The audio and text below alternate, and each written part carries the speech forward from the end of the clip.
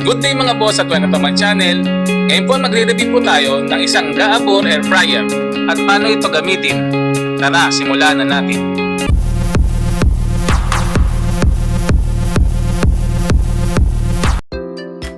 Mga boss, nabili ko po to sa online sa halagang 762 pesos.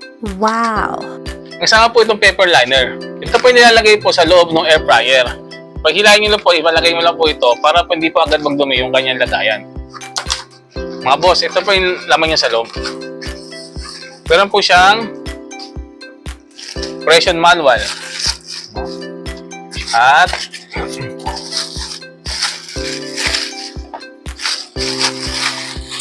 stick. Ito po yung kanyang mismong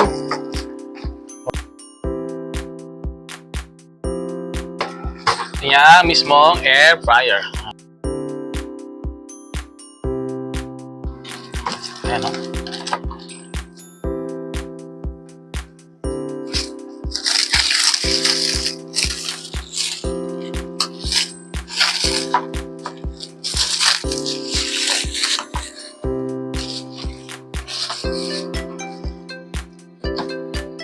Mga boss, papansin nyo, no, yung kanyang power cord, no? Hindi siya natatanggal, no? Nakadirect siya.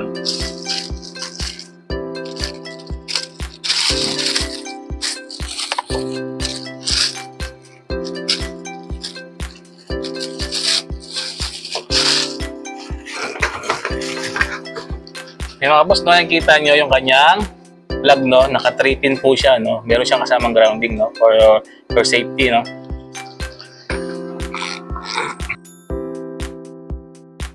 Mga boss, ito naman po yung kanyang basket pot. Ito naman po yung kanyang plastic handle. Para hindi po kayo mapasok pag hinawakan po ninyo. Mga boss, ito naman po yung kanyang control panel. Tapos ito po yung kanyang body. Ito po yung nakikita nyo po, ito naman po yung kanyang air outlet. Mga boss, try po natin siyang isaksak ngayon. Mga boss. Mga boss, sa ilalim po, no, makikita nyo yung kanyang specs. Ang nakalagay po sa kanya ay 800 watts, 4.0 liters.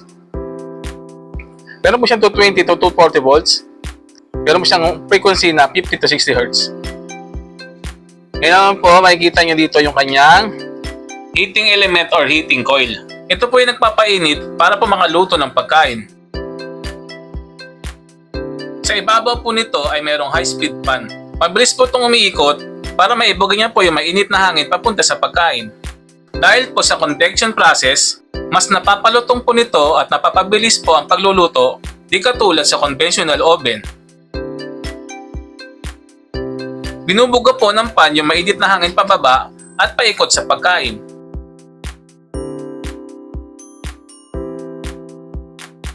Mga boss, lagyan po natin ng paper liner. Nilalagyan po ito para po sumalo ng mantika, food crumbs at sticky marinade at mapabilis po ang paglilinis nito.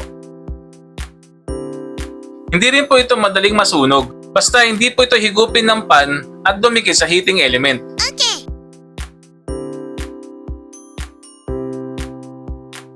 Mga boss, kung napapansin nyo dito sa panel, no, meron siya ditong knob, no. Ito naman po mga boss, ito pong nagago ay yung kanyang timer. Set nyo lang dyan kung anong ilang minuto nyo. Ang po siya, no, hanggang 60 minutes. Bisa niya, isang oras po siya, pero i-set nyo na isang oras. Depende po kung ano yung lulutuin nyo. Ngayon, kunyari, ito po, meron tayong cooking chart guide para po sa ating mabilis at easy reference. Meron po tayong chop. Meron po siya hanggang 15 to 20 minutes. Ito naman pong chicken wings na 30 to 35 minutes. Ito naman pong shrimp na mayroong 15 to 20 minutes at fish na mayroong 15 to 20 minutes. Steak, 15 to 20 minutes. Cake, 15 to 20 minutes. French fries, 20 to 25 minutes. At pizza na may 20 to 25 minutes. Lahat po ito ay nakaset sa 200 degrees Celsius. Okay! Pwede po kayo mag-try ng ibang lulutuin na wala po sa cooking chart. Mga boss, try po natin magprito gamit po ang air fryer. Mas healthy na po kasi ito Dahil less na po ang kailangan nating mantika. That's right! Ngayon, napapansin niyo po, wala po kasi dito na mismong manok mo. Ngayon, try po natin ito na chicken wings na meron 30-35 minutes. Kaya mga boss, subukan na natin. Mga boss, kung meron po kayong ganitong plug, no, dapat po meron kayong ganitong outlet. No, bali 3-pin din po siya, no, para pero importante rin po kasi na meron tayong grounding sa bahay, no. So, kailangan po may grounding yung outlet natin. Mga boss, dito na pasaksak na po natin. Mga boss, i-preheat po natin ng 1 minuto. Kung napapansin niyo po na wala po siyang indicator, try naman po natin kung mag-off yung timer. Yung mga boss, narinig nyo, ma-under pa yung pan niya, no? Kasi dapat yung init niya nilalabas niya dito. Tama, makikita niyo boss, dapat meron siyang space dito, no? Para yung init niya lumalabas. Okay?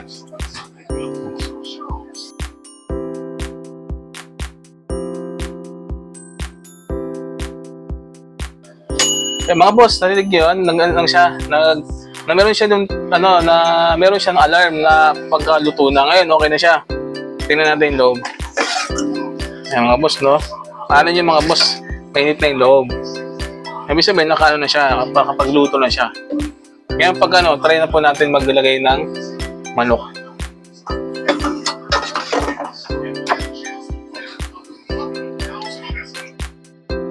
Mga boss, lagyan po natin ang paper liner. Pagkatapos po, ilagay na po natin yung manok.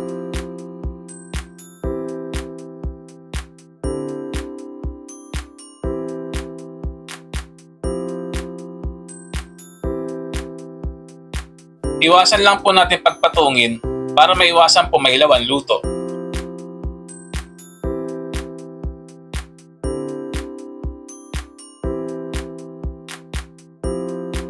Ilagay na po natin sa air fryer. Let's go!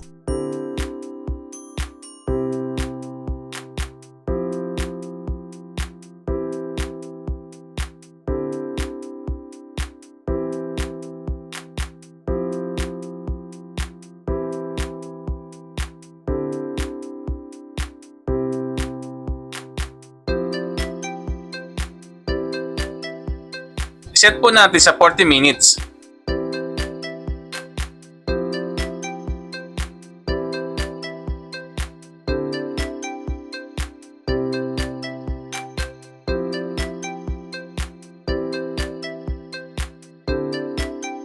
Mga boss, hintayin lang po natin matapos yung timer. A few moments later.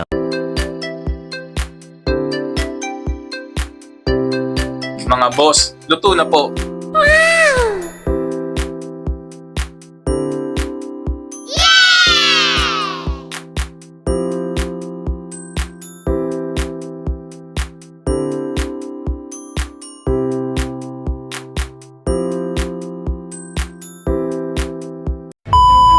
Mga boss, kung nagustuhan niyo po ang aking video, huwag niyo po sanang kalimutan mag-like, share and subscribe sa aking channel at pindutin ang notification bell para lagi pang updated sa aking mga bagong video.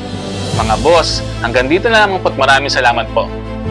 Boss, if you learned something on my video, make sure to like, share, and subscribe to my channel. See you on my next vlog. Thank you. Thanks for watching.